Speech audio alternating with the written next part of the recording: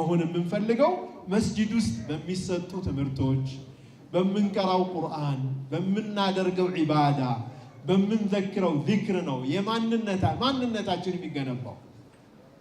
አላህን የሚፈራ ለሰው ልጅ የሚያዝን ሰላም ወዳድ መልካም ነገር ላይ የማይጠፋ ሰው መሆን የምንችለው መስጂዶቻችን ላይ ባለ መልካም እንቅስቃሴ ነው ማለት ነው። እዚህ መስጂዶች ኢንሻአላህ በኢማሞቹ በዑለማዎቹ ጎንበስ ብለን በመቅራት በመማር ወጣቶቹ ዲናችንን ማወቅና ለመተግበር መጣር አለብን ማለት ነው። ይህንን ስናደርግ መስጂድ ትክክለኛ ሚናውን ተወጣ ይባላል።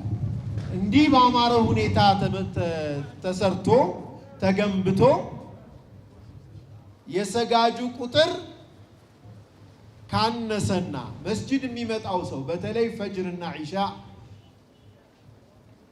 ከሳሳ ችግር አለ። ውስጣችንን ማየት ያስፈልገናል። ተግባብተናል አለ። አረ ጠበበን ብለን ኃላፊዎቻችን እንደው ትንሽ ቦታ ይጨምረን እንደው ጠበበን እኮ እስክንል ድረስ ነው መስጂዶቻችን ጥቅም ላይ መዋል ያለባቸው። ግልጽ ነው ኢንሻአላህ። ዝግጁ ነን አለ።